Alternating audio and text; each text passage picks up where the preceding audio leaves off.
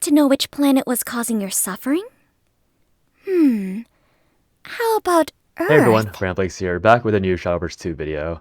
For today's video, with the meta being as fairly balanced as it seemed it's been since the game's release, I want to go over each craft and talk about what cards you really need to learn how to play around in order to really maximize your win rate against them, or just heighten your chances of winning in any certain scenario. And this is mainly because this meta is, as predicted, very mid-range, very board-based, so what ends up meaning, or what's happening with that, is that it rewards you a lot for proactively playing and trading around certain cards that your opponent could have. And obviously, if you research the game and you're like really experienced, then these cards might be a bit obvious. But if you don't know what these cards are, or you don't know how to play around them, then I'm going to try my best to explain them in more layman's terms, and hopefully you can translate that into your own decks, just because there are obviously a lot of decks out there, and I mainly have played Evo Abyss for this set, and so I can explain to you how Evo Abyss would play around these things, but obviously if you're a dirt player, if you're a sword player, if you're a portal player, etc., I won't be able to explain to you in as much detail, but I can just explain it in like a generic sense, and I think it'll be universal enough that it'll make sense to apply to your own deck and gameplay. So with all that said, we'll be going in order of how I think the meta will be relevant, and sword and dirt are going to be pretty interchangeable, but this is like the setup I had from last video, so I'll just go ahead and start with rune or dirt. So dirt threat cards, you can ignore Penelope for now, just because her threat isn't necessarily an actual, like, you have to plan around her. She's more of like a, you have to plan around her if you think you can run dirt out of resources, if that makes sense. But I'll speak from the most important ones and go down. So Norman, I have a shiny version, so he shows up twice, which kind of ironically highlights how important he is to play around. If you are a craft that doesn't have these really powerful board effects that wipe through barriers, so for example, like, you're not Haven, so you don't have Goblet, you're not Abyss, so you don't have Medusa. I know that some other crafts have some ways to get around this card, but it's pretty far and few between. Essentially, the main way to beat Rune's Norman turn, so for example, when they want to play double barrier golems, is to either play super aggressive into them to force them to heal with Norman, which is obviously very difficult to do, if not impossible, against the current version of Dirt, because Dirt plays a lot of minions early, or is to simply go as wide as possible and just have a lot of extra bodies that exist for yourself proactively trade into Norman, because if you only have one minion, Norman will obviously clear or deal with that. But if you're playing a deck with tokens, let's say you're playing Abyss, for example, you can burn your skeletons on into the Norman turn, because those skeletons will be instrumental in you clearing out the barrier from the 3/3 golems. If you're playing something like Sword going to the Norman turn, maybe you don't want to play the Congregant of Usurpation, because if you play Congregant and you only have that Congregant left over, then you'll have no more fuel for the Norman turn. So maybe you'll go for a less efficient play that generates more minions on the board. So like, you'll play Lance Trooper, you'll play another Zirconia, even if it looks bad. You'll play other cards that flood the board a bit more so that your Congregant can get more value on the turn afterwards. So just basically going as wide as possible against something like Norman, even if it is inefficient for that turn, is super important so that your gameplay into Norman is more successful. And that's really important, because I probably should have kept the deck list out here somewhere. That's really important because Dirt Rune itself doesn't really have the best AoE effects, but they do have some AoE. So for example, Sage Light can punish you for going wide, but I think most players would agree that dealing with Norman after turn 6 or turn 7 is a lot easier than dealing with them on turn 6 or 7. So if you have to play an efficient board, a very wide board that is very weak to something like Sage Light, in order to prevent Norman from being played on curve, then you should do that, because that will really help you, because that means you have more options to kill Norman. And them having to play Sage Light, they might have rather use that for Dirt Sigil regeneration, they might have rather use that for healing. Sage Light as an AoE is really powerful, but it's not the most optimal use of Sage Light in Dirt Rune's repertoire. So Mirel and Rosette is another card that really it's kind of difficult to play, but you will have to respect this card being played. And it's another example of just playing cards and maybe even pre-evoing them in order for them to reach that 5 attack threshold. So for example, again, with Zirconia, if you're just playing on an empty board, like your opponent Rune has no minions, then playing Zirconia and evoing ahead of time is really powerful, because now this Morel and Rosette has to decide between trading the 2/2s or leaving a 6/6 alive. If you're playing Abyss, if you're playing with Charon, for example, maybe you'll pre-evo the Charon onto, or Charon, onto a empty board, because once again, it provides, like, not only do you have taunts there, but it provides like a much more beefier, like, it'll survive one Mirel and Rosette attack, which is probably pretty useful, because maybe they'll play something like an Owlet Actually, they can't even play outlet, right? So like if you're going to turn 5 and you have coin, like playing that Charon will allow you to play into Morel and Rosette and have that 6 attack minion ahead of time so that you can trade it into the Morel and Rosette if you need to, or just go to face because you need to push damage in that matchup if you really want to succeed. Stuff like Lantham is a bit more difficult to play around in terms of threat because unless your name is Haven, you don't really have a way of cleanly dealing with Lantham. So Lantham is really difficult because you don't want to play proactively into her because she might just super evo and execute you.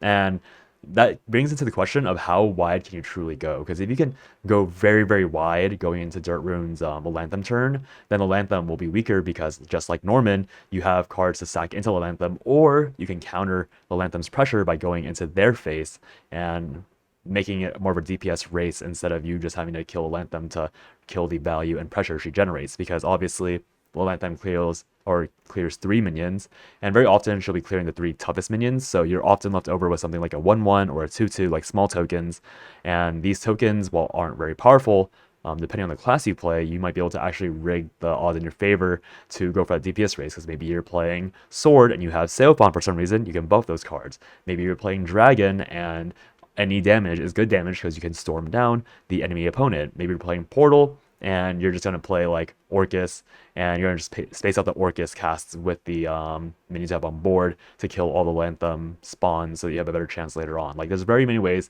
It's just the exact same thing as Norman, where you open up the amount of plays you can make going into the Lantham. And to me, you either play as wide as you can, so 4 or 5 minions, or you shrink down your options and try and save and prep up for an actual good turn. So maybe you play like lower value minions, like 1 or 2 lower value minions, so that you force a Lantham out, so that you don't like, so you play at least 2 or 3 low value minions just so that they're forced to super evo instead of just normal evoing the Lantham and going for a 1-for-1 trade.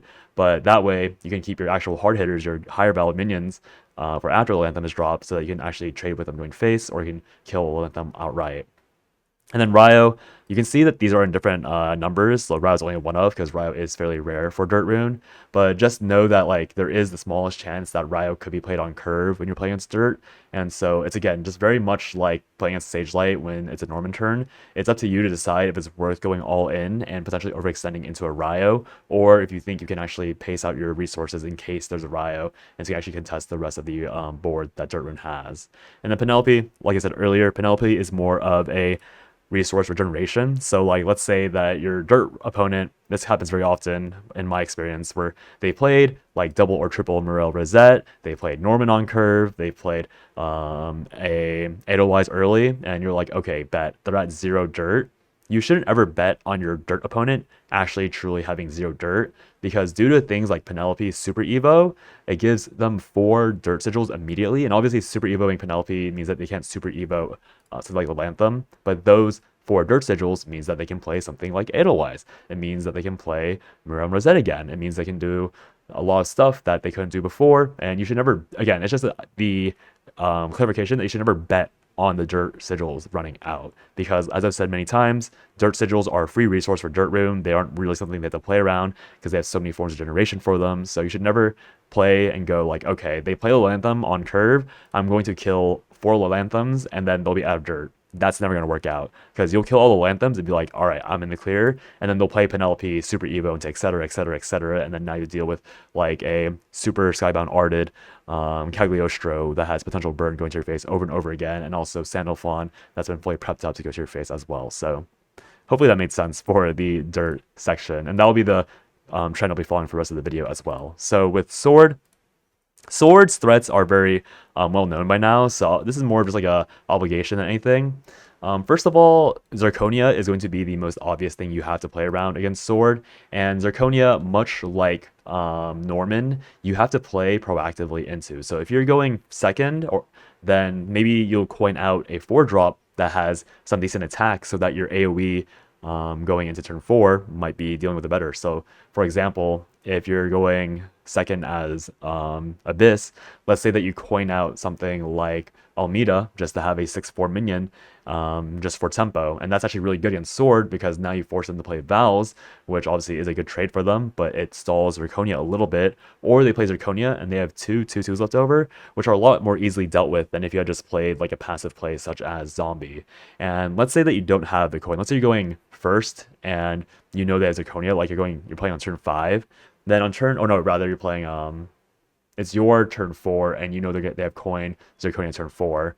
Same thing, you can play the Almeida, you can play multiple things, but you should under no circumstances try to play something like a Rotting Skeleton if you had played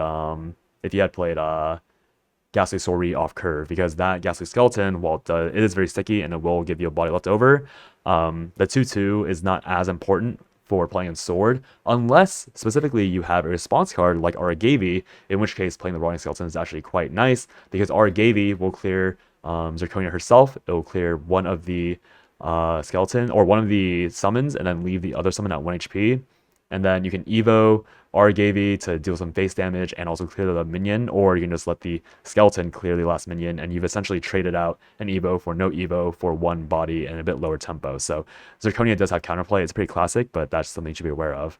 Albert is pretty obvious as well. Like, you just want to be above 12 HP at all costs once you're past turn 9, or you want to play minions that are above 4 HP at all costs when you're after turn 9. And then obviously you can play those above 4 HP minions. You want to make sure that you're above 7 HP because they can do Super Evo, ping the last minion, and hit your face, which is going to be 7 overall. And then there is the really awkward trinity of Albert, Sincero, and Ogre Cap or Odin that Sword can really play into when it's later and later into the game, where if you're playing a slower deck, they have the option to hold onto Sincero, Odin, and Albert for a very long time, because obviously you don't have pressure to kill them as slower decks, so they can just slowly build up their 3-turn kill combo. And so at that point, you have to really think about what you're most like. Usually Sincero is free knowledge. You can see Sincero popping up way earlier than Albert.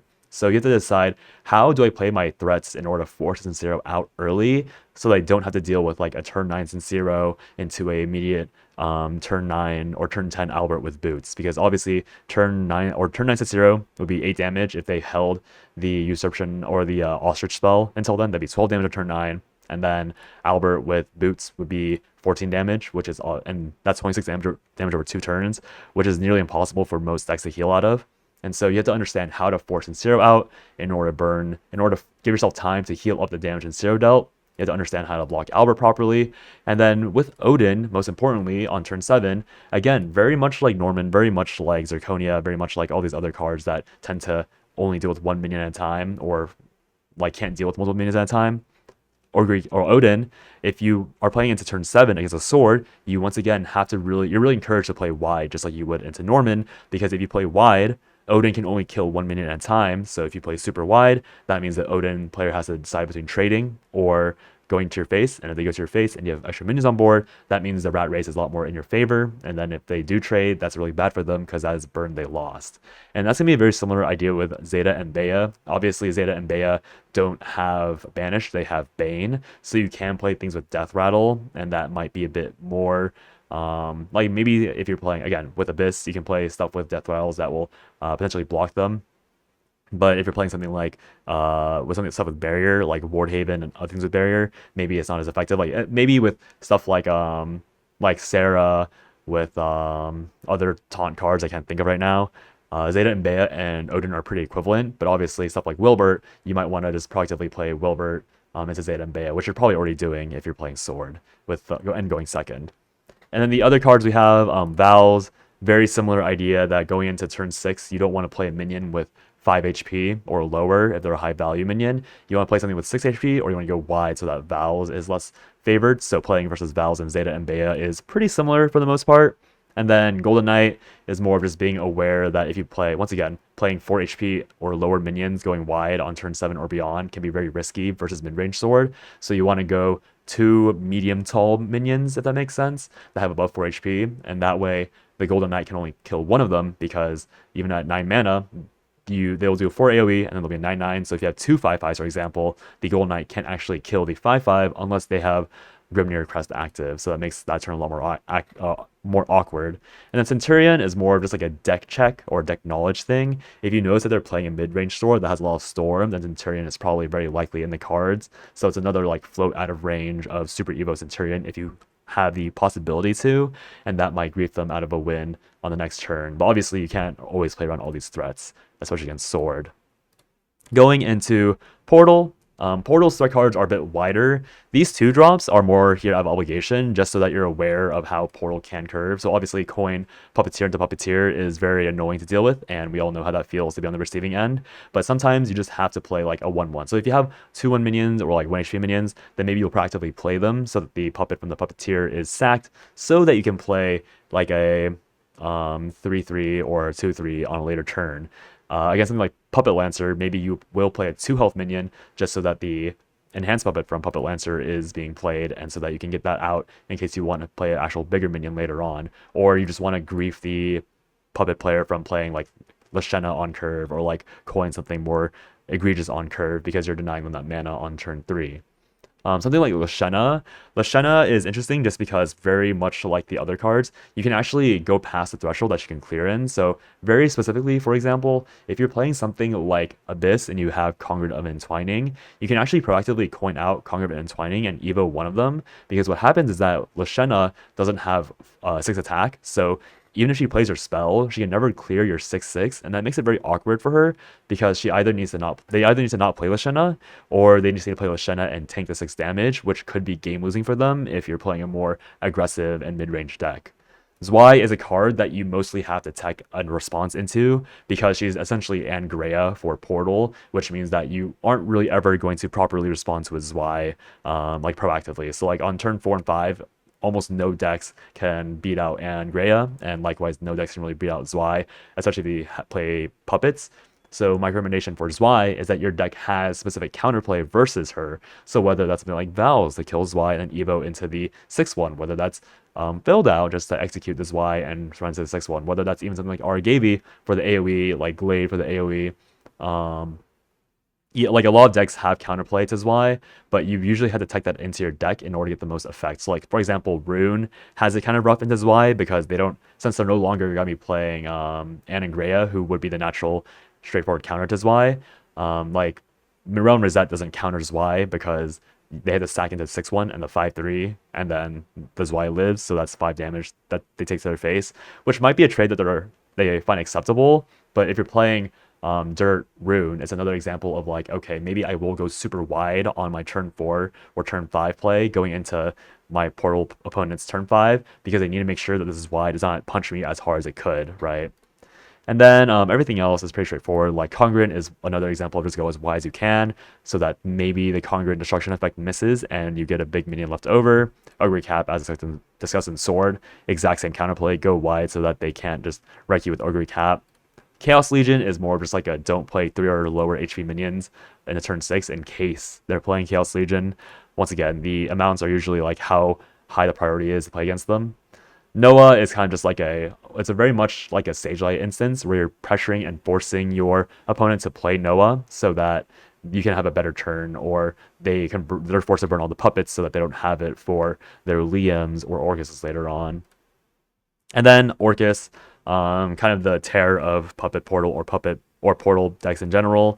Very similar, again, to all these like Odin counterplays that are very single target, where you want to play at least 3 threatening minions so that the Orcus player, they have to decide how they're using the resources. And obviously, if they play to Noah and they really get to play Noah, then they have a lot of small puppets to do Bane, and then that sucks. But that's on you to keep track of how worthwhile it is to go wide. Otherwise, it's a matter of like forcing them to play Orcus faster so that you can heal before the second, the third Orcus, or like the follow up Liam and everything else. Liam is just very similar to Orcus, where you really want to have a board to play or to keep up against a Liam because of how many puppets they summon. It's more just knowing how to pace out your healing so you can survive Liam's burn and then potentially grief them out of a win. And then Beelzebub is not very common, but it's probably good to know how to play against him anyways.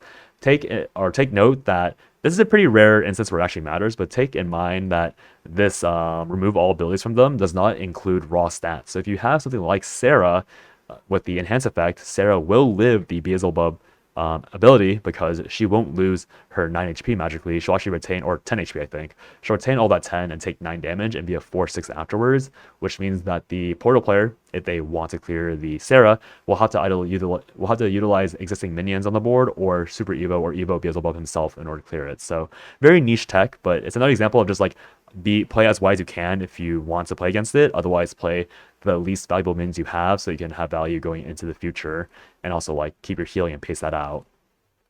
Now, Abyss also has their fair share of threat cards. Winged Servants is on here just for an example with Nahon. So if you're playing a deck that really values face damage or burn damage, then you should know that if your opponent has an 8-mana turn, then you should leave as little alive as possible if you're trying to play burn. So like for example, sword, you don't have to play wide. Like you can just hold your burn cards in your hand, like your wide ones. Like you don't have to play Sincero immediately. You can hold Sincero for a turn and instead play a weak Odin, right? That's the example I can give. Like in turn 7, again, instead of playing Sincero and Super Evo with the Autrich spell, you can just play Odin, deal 4 damage, and then let that be your board. Because if you play just an Odin, that means only one Evo'd back can trade. If you played Sincero, that means both Bats and Nahon can trade, which means that the opponent is getting plus 8 HP instead of plus 3. And it doesn't really matter to you whether or not you play in whichever order, because in general, like Odin and Sincero, like Sincero deals with better board anyway, so you'd rather use Odin to clear 1 or 2 minions to begin with and force out Nahon healing and then do all the other stuff, right? So that's what's important. That's a way to play around the Nahon board, because I know that a lot of sword players have been complaining that Evo Abyss has infinite HP, and that's usually because you have boards to allow them to heal off of your minions to give them infinite HP. Stuff like Ball and Supplicant Entwining is more of just like good fundamentals of playing minions that have 4 or more HP into them. Obviously on turn 3 and turn 2 it's kind of impossible with Ball, but on turn 4 and beyond, like just having minions, like trading in a way that might kill off one minion that you might otherwise have saved to allow a minion to keep 4 HP is pretty important. Mukon is something to keep in mind with the Bane. I don't play him myself, but I know that he's popular with other picks. Charon is a card that has 6 HP or 6 damage and a lot of reanimatable minions, so you want to keep an eye out on her and make sure that, once again, if you're playing into a turn 5 Abyss player, you might want to go a bit wider with a bit more HP, because it might be an Argavi, it might be a Charon, it might be a Congregate Entwining.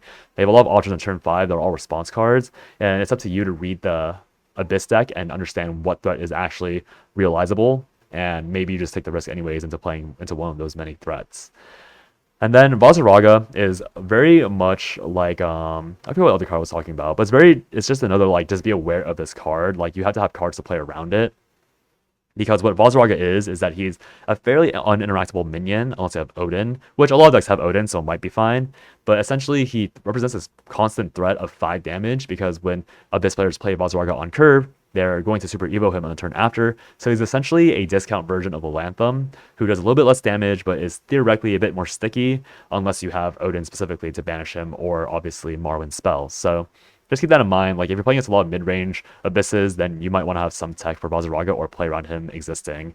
Nahon was covered with the Winged Servants and Bats. Medusa is, again, very old card, so you probably know how to play around her, but it's another idea of like play low threats if you think there's a Medusa in their hand, or go super wide so that Medusa can't kill all of it to make Medusa's value lower. So you don't want to play your really valuable minions if you know they have Medusa. You can play like 2 token-esque minions and then force Medusa out and then trade with her and just hope they don't have another Medusa. But odds are they probably have a second Medusa if they're willing to play the first one to trade with smaller minions, and they have a very large hand.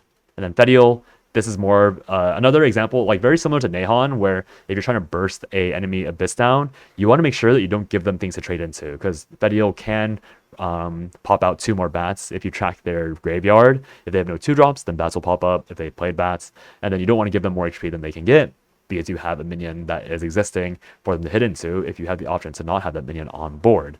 And then obviously as well, with the 2 AoE damage she does, you want to make sure that you don't have minions that are around like 5 HP, because 5 HP is kind of the breakpoint for a lot of Fediel's spawn minions, because they'll usually be 1/1 minions that come out with, 3/3 stats.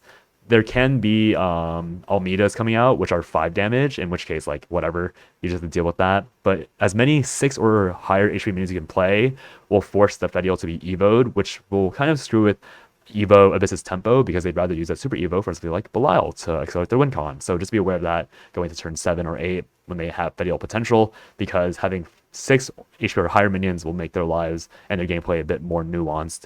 And then Belial, if you can keep track of their Evos, the faster you can play a very wide board or very fat board will force them and really encourage them to play Belial before their Super Skybound art is active. And then for some Belial decks, they'll ruin their win con, but you have to make the weighted gamble of whether or not that was their actual Belial or if that was the one they drew later, and you're just playing the second Belial with the crest active on the next turn. So always be wary of that. Haven. Haven is another deck that has very classic threat cards. The real ones are going to be things like Salefa, Wilbert, Aether, Jean. So like these 4 cards, around for a long time. Salefa, just play things with above 4 HP if you can, so that Salefa has to trade into it. Wilbert, coin him out if you can, so you dodge Odin. Otherwise, maybe like if you're about to die, don't play him and play a wider board if possible. Otherwise, just play him and gamble. Aether, I don't even think you have to play. Like playing against Aether is or okay, I guess this is for yeah, so against Wilbert, like you have Odin or you don't have Odin, right? So with Wilbert, very similar, you just go as wide as possible because they usually can only Evo Wilbert, or if they have Super Evo and they played Grimnir on curve, go with things that have more than 2 HP so that those other tokens can live and can help you trade into Wilbert's tokens once he dies, because obviously those will respawn if you manage to not get the summon Odin into enemy's hand fanfare part of Wilbert's kit. Vessel, again, just very much like Medusa, play as much as you can. That's enough of a threat, but not enough to make you lose the game if they do have it. Aether is just very, very similar to Wilbert. Just go as wide as you can into Aether boards and make sure that everything has above 3 HP if possible, so that the Grimnir doesn't wipe it out. And then that way you can have more minions to trade into the various aura taunts that Aether summons and buffs up. Jean, a very similar example to, with 6 damage is a lot harder to play into Jean, so it's just another version of like, don't play things that are too valuable if you can help it, or just ego it and pray they don't have her, so that, because like maybe your only chance of winning is to make them low roll 1 Jean turn and then you'll win. Vera is just like a slow, I don't really know if you can play around Vera, but it's a very similar thing that you're playing with Lilanthem and other things. Is just play 4 or more minions or play 1 not valuable minion to force Vera out if you're in the scenario where you're both just trading out raw cards because you both ran out of Evos at that point. And then Marwyn. Marwyn is a card where it's, you want to play minions that are above their crest count on curve, so they're forced to swing with Marwyn, which will make him easier to kill, obviously. And then Temple of Repose and Blinding Faith, there's generic AoE cards you have to be wary of, or they're generic response cards you have to be wary of, just in case like they kill you. So like Blinding Faith is an example of where you're just egoing the Haven player, not have drafting Blinding Faith, or it's not having it in their hand and getting a fast win. Temple of Repose is more relevant for Evo Abyss players because obviously Temple of Repose directly counters Evo Abyss. And then Sarah is very similar to something like Vera, where it's just like, oh, if I'm playing a Ward Haven and I think they tech this card, maybe I have to remember to play into Sarah later on because she might be there to ruin my day. But very often you don't have a choice against Sarah at that point in the game. Dragon is a lot of these explanations are very similar. So I guess at this point we're assigning like what type of wide or tall or like duo tall units we're playing around. But for Seasoned Merman, it's very hard to play into Seasoned Merman. So very often what you'll want to do is actually play minions that have odd number of HPs, because as we all know, orcas come with 2 damage, and no one in Dragon really plays Pyroworm Blade, which gives you +1 damage on orcas for 1 damage. And so the more odd HP minions you can play, the harder it is for Merman to trade into them, because it makes their orcas really inefficient. If you can play 2 1/1s or 2 3/3s for your board, it makes their clear really ugly because Merman might have to trade, and then or the orcas have to double up onto a 3/3 instead of killing 2 2/2s very cleanly. So just keep that in mind when you're potentially playing into Seasoned Merman. Zoe, I'm more talking about the 10 enhanced version. Just be wary of that. Maybe you can set up really wide boards or boards with taunts, because even if they do have the first Zoe, if you have a taunt in the way, the Zoe is pretty much useless. And if you can keep your taunts for the Zoe turns, then you'll have a lot more livelihood and survivability versus the Storm Dragon lists, because they won't be able to hit you in the face, and they'll just have debuff themselves to 1 HP. And maybe you'll be able to sneak out a win that because they don't like high roll all the burn in the world while they're stalling with Zoe. Forte's counterplay is actually the same as Odin's, where you're just gonna play a very wide board if you can, like as tanky as possible, so that you can actually outrace the opponent. Obviously, the actual response to Forte is to simply draft cards that can kill and intimidate minion very obviously, and that extends to Willness, where Willness is gonna be a response card for the most part. Maybe that kills one minion or two minions. I don't think you should ever play wide into a Willness board unless you're a very aggressive deck yourself. You just have to have the response to a 10-8 or a 11-9 intimidate minion, because that could really end your game. And I think a lot of decks are taking out Willness because they don't like the high roll aspect of it, because a lot of meta decks do have responses to Willness as predicted. But just be aware that if you start taking out those response cards to Willness because you're like egoing them and you're like, oh, you already took it out, you won't have it, you'll be punished by them having the card if they do draft it again. Then Garyu is going to be really annoying. With Garyu, you want to play, once again, a pretty wide board, because Garyu himself is a really good trade. He has a 5-4 that comes with Barrier, that's a really good trade. And they even choose to trade with the 4-5. But since you're playing in Storm Dragon, you almost always want to play those three minions, because you'd rather that 4-5 go into a minion than your face, because the entire point of Storm Dragon is to storm you. And so if you can mitigate as much damage as possible, then that'll be in your favor. So try and play a large board into Garyu if you can, just to prevent some damage hitting your face. And then with Genesis Dragon, just play a ward. And that's pretty much it. Unless they Fennied, the Genesis Dragon can't go past the ward, and then that's that, which is always really funny. And then last but not least, or not last but not least, we still have neutral decks to go through. We have Forest. And so I think Roach is pretty straightforward by now. With Roach, on the Roach turns, you either want to make as wide and annoying of a ward or taunted board as possible to prevent the Roach player from killing you. So if you're playing Dirt, you want to save your Normans for the Roach turns, or maybe use the Normans proactively to pressure them. If you're playing Evo Abyss, you want to probably tech in like Congruent of Entwining, so you can super evo that for a bit more walling potential, because otherwise your deck doesn't really have much. Otherwise, you can play Charon and then maybe save a Rotting Skeleton for that turn, so that they have to go through multiple skeletons with death rattles, and maybe that's good enough for you. In general, like, you have to play a deck that can either pressure Roach to use their evos turn over turn and prevent them from actually having a good Roach turn, or you just play preventative measures. So very classically, Ward Haven with Aether just kind of ruins Roach. But otherwise, talking about their more generic options, Chloe is on here because Chloe can actually pull out Congregate of Entwining on turn 8, so be wary of that. If for some reason Evo Forest ever becomes a thing, you're not safe from Congregate of Entwining on turn 8, they might have Chloe teched in to pull them out. Otherwise, you have Glade, who just count their cards, see how much HP you need. But otherwise, like, if you're gonna lose to a board wipe, then so be it. Just once again, play value that is not board value. Play value that helps you accelerate your own game plan. So like for Sword, play your loot cards that don't really have much value later into the game. For Dirt, play your Dirt Generation. For Portal, play your Noah. Like, just play cards that you don't need to stick. Play cards that give you things that reward you for playing them, and then you don't really mind if you lose tempo afterwards.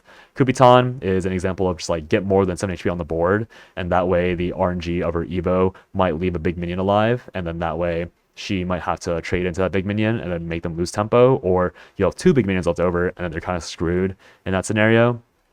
Supplicant is an example of just be above 6 HP, which is notably difficult for some decks. So just be aware that, again, if you think you're playing against a deck that has Supplicant when killing, do not overplay into it and auto lose if you have the option to. And then the last things we're going to go over are going to be neutral threats. So this will be like Sandalphon and all the healing. So with Gran Angita, just once again, on turn 5 and beyond, just like be aware that she exists and just play things that are above 5 HP if you're really worried about losing, or play things that have way lower HP so that the AoE might accidentally hit them and they still have to trade the captains into them anyways and lose the captain body itself. Gilneas is both doubly like the healing aspect, so if you know that it's a deck type that plays Gilneas, don't let them win on purpose or win accidentally by healing with her, or just be aware that she does have 7 damage reach for 8 mana because she can buff a existing minion for 2/2, and then she generates the spell that deals 5. So if you're lowish HP and you know they play Gilneas, just make sure that you +7 whatever's on board to make sure you don't die randomly to Gilneas being played. And then Sandalphon is something that's a bit more impossible to play against, but if you're playing against something like Dirt Rune, for example, always go wide. Just go wide. Go as wide as you can against Sandalphon, because that way his pings might whiff, and then you might win. And then going wide over and over and over again, obviously kind of hard for some decks, but if you're playing Evo Abyss, you're playing mid-range Sword, you're playing Mirror Dirt Rune, you're playing Ward Haven, you have the option to do that, and that way you can prevent your opponent from just closing out the game instantly with like a Sandal Fawn with some few Ars Magna slammed into your face. So just be wary of that. And then Ogre Cap just there to remind you that you want to go wide into turn 7 against most Odin games because you want to make sure that Odin can be played safely. So yeah, that's gonna be the video. I was gonna make it like a more of a meta analysis video, but it felt too similar to the video they made last time. So I'm gonna skip that for at least a few days, and then we'll see if I want to pop that out next week just to talk about it a bit more in detail. So yeah, that'll be the video. Thanks for watching, guys. Have a good day or night wherever you are, and I'll see you guys next time. Bye bye.